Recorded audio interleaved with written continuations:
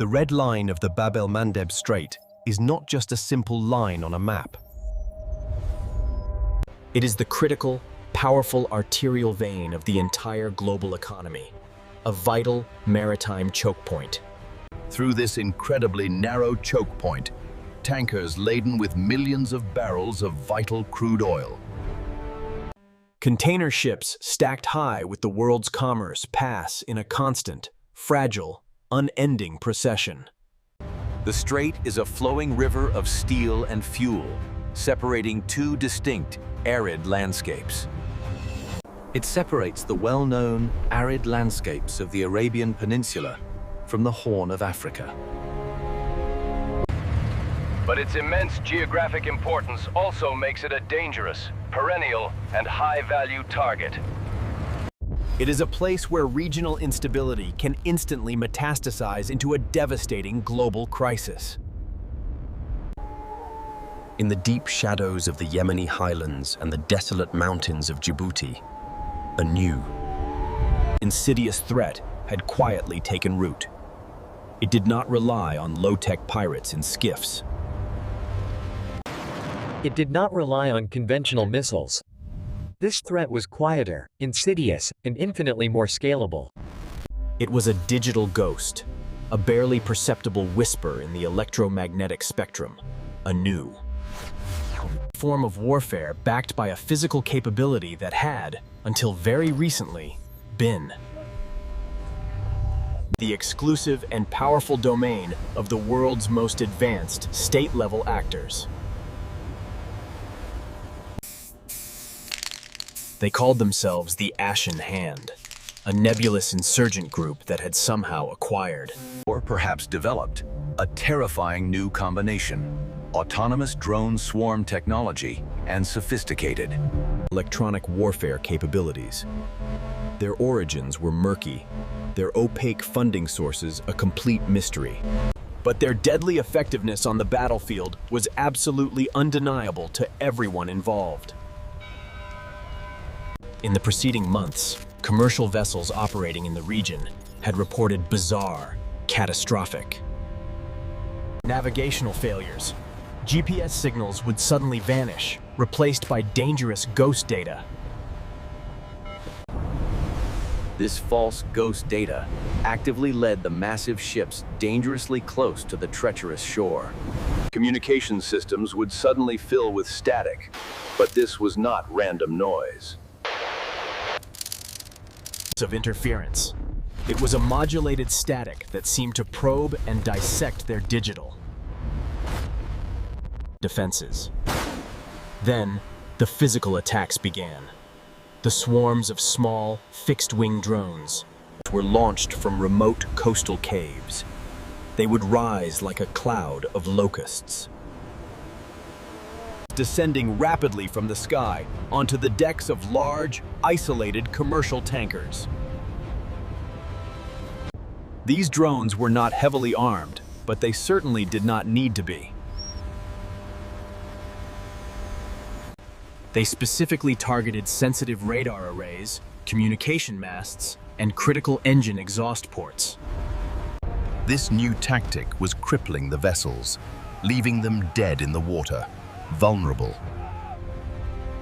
They were left completely vulnerable to seizure by enemy forces or to further attacks. The insurance premiums for any passage through the strait skyrocketed almost overnight. Global shipping conglomerates rerouted their fleets around the distant Cape of Good Hope. This decision was adding weeks to journeys and adding billions of dollars in costs. The threat was no longer theoretical. It was an economic blockade enforced by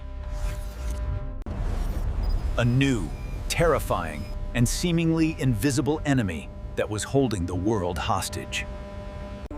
At Fort Meade, Maryland, within the mirrored glass confines of the National Security Agency and U.S. Cyber Command, the battle had already been raging for many months.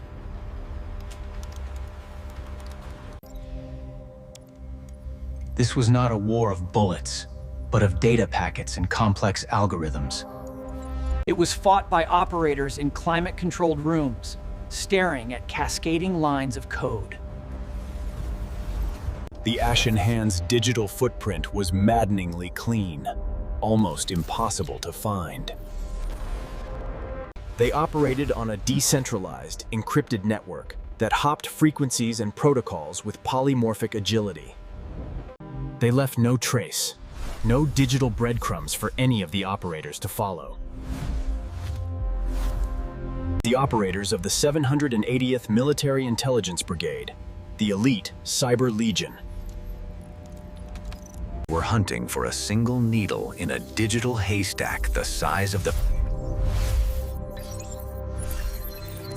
entire internet. They sifted through petabytes of intercepted signals intelligence, monitoring every flicker in the electromagnetic spectrum over the designated target area in the strait. They were looking for patterns, for the faint signature of the swarm's command and control. The queen that directed the drones. For weeks, they found nothing but sophisticated decoys and heavily encrypted noise. The enemy was good, exceptionally disciplined, and very professional. They understood modern signal discipline, practicing a form of digital takhfif, the principle of silence and deception. The pressure from Washington, D.C. was immense, building every day. The global economy was bleeding, and the U.S. Navy's Fifth Fleet, patrolling the Arabian Sea, was hesitant to escalate without a clear target, fearing a wider regional conflict. The Ashen Hand was embedded within the civilian populace, their C2 nodes hidden in plain sight. The breakthrough came not with a bang, but with a whisper. A junior analyst noticed a microsecond anomaly, a burst of data compressed into a non-standard protocol, piggybacking on the satellite's housekeeping channel. It was a single. A drop packet in a sea of data. But it was anomalous. The team swarmed. Get on that. Tain on it. They reverse engineered the packet, peeling back layers of custom encryption. Inside, they found not a command, but a simple heartbeat signal. An "I am alive" pulse from a high-powered transmitter. It was the digital equivalent of a footprint. They traced its origin, not to a truck, but to a static, high altitude location deep in a remote mountain range. The location was a fortified compound, invisible to satellite imagery except from a precise angle. It was surrounded by anti-aircraft emplacements, but its primary defense was electronic. This was the hub, the central brain. The Ashen Hand had made its first mistake. The target package was assembled. but this was a target that could not be destroyed from the air alone.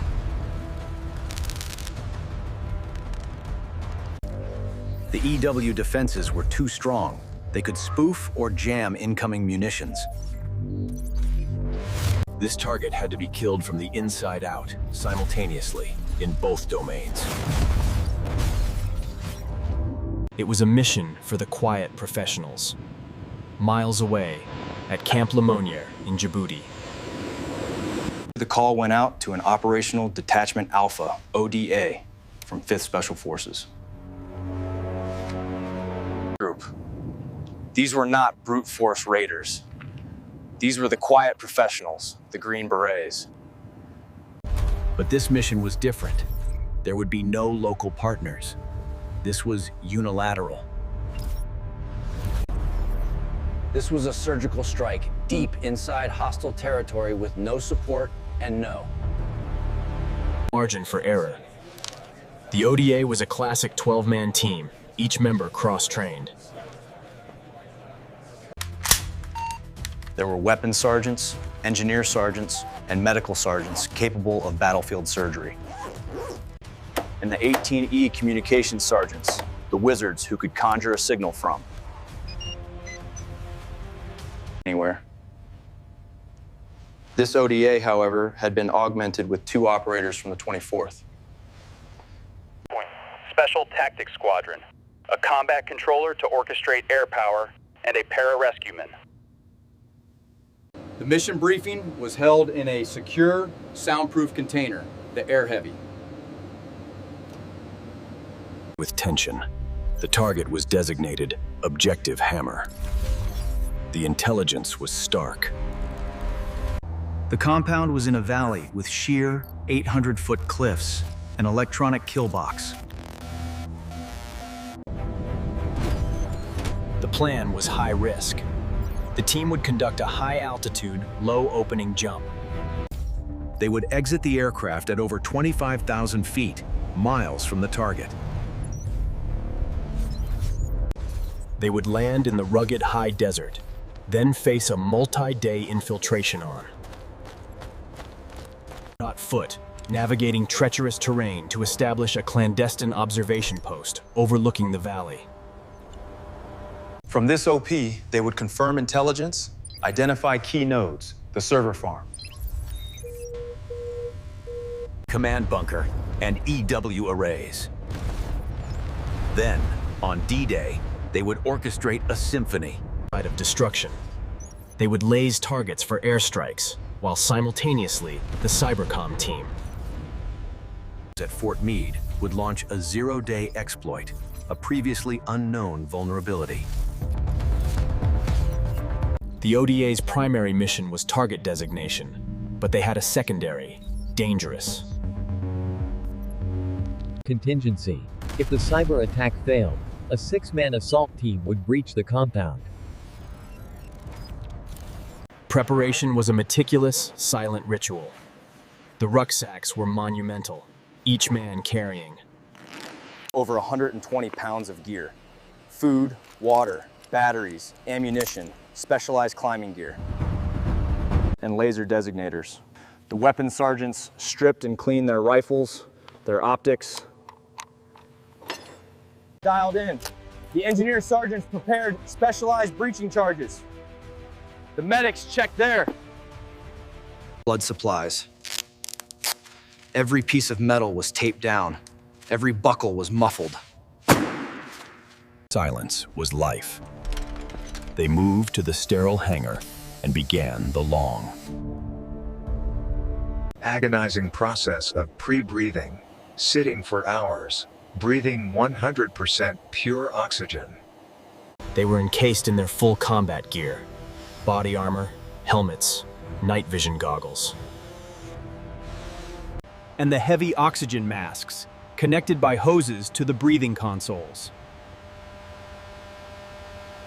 The team sergeant, a man of few words, walked the line, checking each man's gear, his gloved hand resting on a shoulder. No words were needed. The ramp of the MC-130J lifted, sealing them in the cavernous, red-lit hold. The Commando 2's 4 turboprop engines bit into the night air, climbing steep and fast. The cabin grew bitterly cold. The operators sat in silence, isolated. They were flying a black corridor, a route carefully planned to avoid known radar. Installations. The CCT and the jump masters moved through the cabin, their movements economical and precise. The plane leveled off at 28,000 feet. The air outside was negative. 40 degrees! The jump master gave the signal. 10 minutes. The operator stood. Hooking their static lines, they performed their final equipment checks, the jump master personnel inspection. The ramp began to lower, revealing not a landscape, but a void of absolute. Star-speckled blackness. The roar of the wind was a physical force.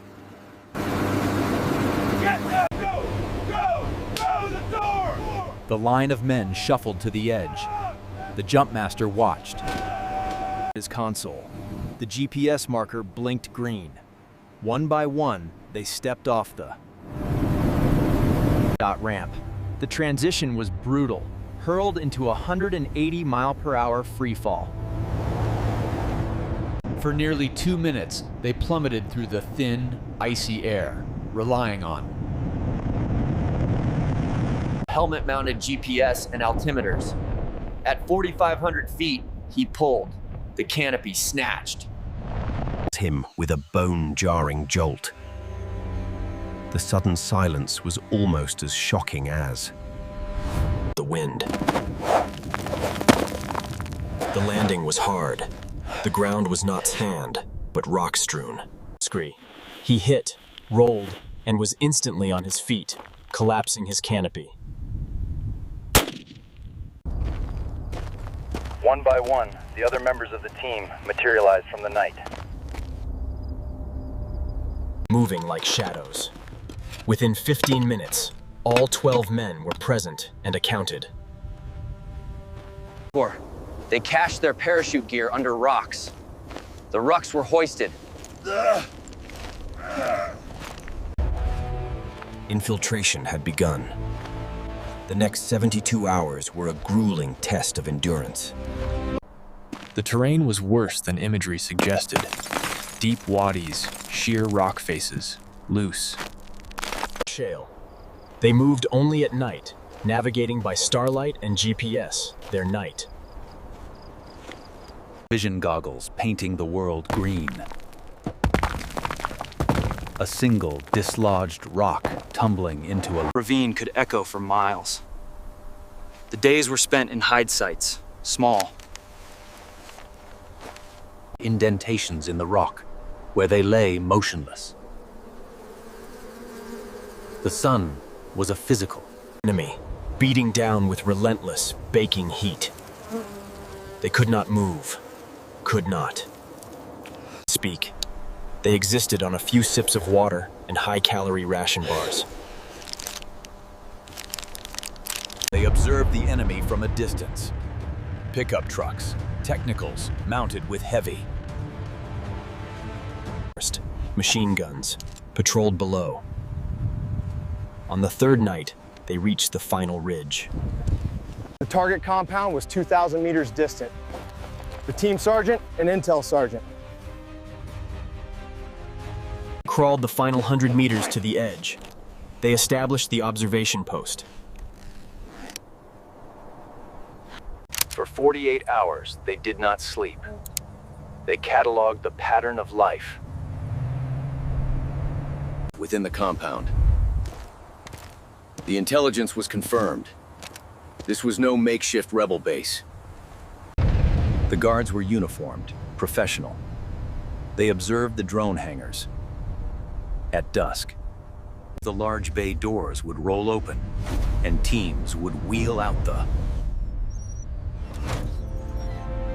dot swarms. They located the EW arrays, 3 massive phased array dishes pointed toward the Arza. Strait. They identified the command bunker, a reinforced concrete structure buried partially underground. And they located the server farm, a long building with massive air. The ODA's observation was critical. They identified a fatal flaw in the compounds. Defenses. The EW arrays were focused outward, toward the sea, to protect against cruise missiles. The Ashen Hand had not anticipated an attack from the ground. The CCT began his work, coordinating with an AC-130J Ghost Rider and a flight Out of F-35s. The plan was updated. The assault contingency was now the primary plan. The risk was astronomical. The 6-man assault team would use climbing gear. to rappel down the 1,000-foot cliff. The other 6 Caucasian men, the support by. Fire element would remain on the ridgeline. Their heavy guns positioned to provide. Overwatch. The assault team would breach the server farm and C2 bunker simultaneously. The cyber attack from Fort Meade was timed to hit the exact second the breach occurred. The window of time for the entire operation, from first shot to extraction, was 20 minutes. Hour was set for 02 o'clock, the assault. Team clipped in, their faces grim, their movements precise. They looked at each. A final nod, and then, one by one, they stepped off the edge. 2,000 meters away, the SBF element, led by the team sergeant, was locked and loaded. The snipers were behind their .338s, their scopes already. Spectre 1-1, this is Reaper 7. Dialed in. The CCT was on the radio, his voice a low, calm. Target package is verified. We are feet dry and on station. Advise when ready. Reaper 7, Spectre 1-1 copies. Standing by. For effects. At Fort Meade, 10,000 miles away, the Cybercom operators were poised.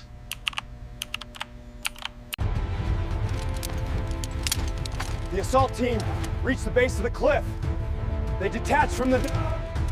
Reaper 7, assault element is set. Ropes and move like ghosts, stacking up on the 2 primary breach points.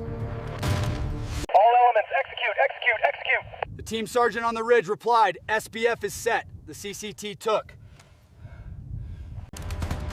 Simultaneously, 3 things happened. At Fort Meade, an operator hit enter. The digital key slid into the network.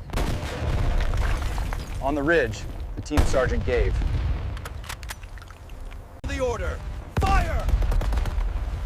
The .50 cal round slammed into the guard towers.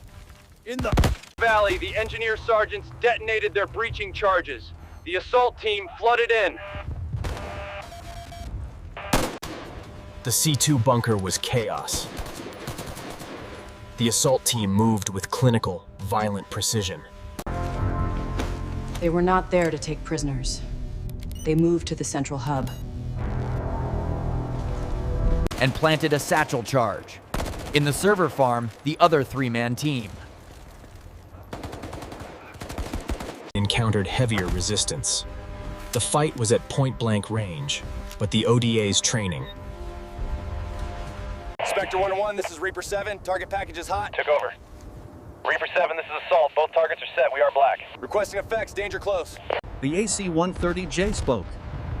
The first round from its 105mm howitzer was a freight train, impacting the main drone hangar. The aircraft's 30mm GAU-23 cannon joined in. Viper 1-1, pickle, pickle, pickle. The F-35s, which had been racing in at low altitude, now had their 2 GBU-32 JDAMs were released. Guided by the CCT's laser, they streaked. Down and impacted the main EW arrays. The assault team, their task complete. Was already moving. Point. The SBF team on the ridge provided covering fire. But the battle was not over. The Ashen Hands. The turret system was automated. A failsafe had been triggered. From bunkers the ODA had. Not identified. The ground split open. A low, ominous hum grew into a ah. Reaper 7, we have swarm launch. Hundreds. Deafening roar. The sky above the valley floor filled with a black cloud. Contact! They were not targeting the aircraft. They were targeting the men on the ground. The SBF team was their first target. The swarm ascended the cliff. Face it, seconds. Sector 1-1, we need aerial support on the ridge, now! The AC-130, however, was struggling. The assault team, hearing the desperate fight, was trapped. Spectre 1-1 engaged the swarm with the 105. the big gun. This is Reaper 7, this is a broken arrow. The shockwave cleared a hole, but it reformed. This is Reaper 7. This is a broken arrow. This is a broken arrow. The airwaves exploded. The F-35s turned back. Their 25mm cannons blazing. On the ridge, the SDF team was in a bad way. The solution came, once again, from Fort Meade. They had found the swarm's core control protocol. The operator typed the kill command and broadcast. In the valley, the effect was instantaneous and surreal. The buzzing stopped. The CCT keyed his radio. Swarm is neutralized. We need immediate extraction for a CAS evac priority. CAS evac priority. 2 MH-47G Chinooks from the 160th Special Operations Aviation Regiment. We're now inbound, low and fast. The assault team reversed course, fighting there. Way back up the 1,000-foot cliff. Their comrades' lives depending on it. Hold security! The Night Stalkers arrived, not landing, but holding a one-wheel hover there. Rear ramp balancing precariously on the crumbling edge of the ridge. The pilots! Go, go, go! Get them on! We're holding the massive helicopters steady. The assault team crested the ridge and... Last man! Go! Scrambled onto the ramp. The last man on was the team sergeant. Gave a final look back at the burning, shattered valley. And then he was inside. The flight back to Camp Lemonnier was silent. The cabin was dark, the only light from the green glow of medical monitors. Adrenaline was fading, replaced by exhaustion and the metallic smell of blood. They had succeeded. Objective Hammer was destroyed. The Ashen Hand's C2 network was decapitated. The strait was, for a time, secure. But the victory felt tenuous. The ODA had faced an enemy that blurred the line between a conventional force and a technological. Phantom. They had fought physical guards and digital code, bullets and algorithms.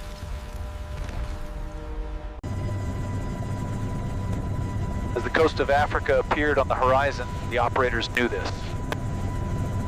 It was not an end, but a beginning. The battlefield had fundamentally changed. A line of code typed 10,000 miles away was as lethal as a 105mm. Shell. The Ashen Hand was a symptom, not the disease. And the quiet professionals of United States Special Operations Command would be ready, as they always were.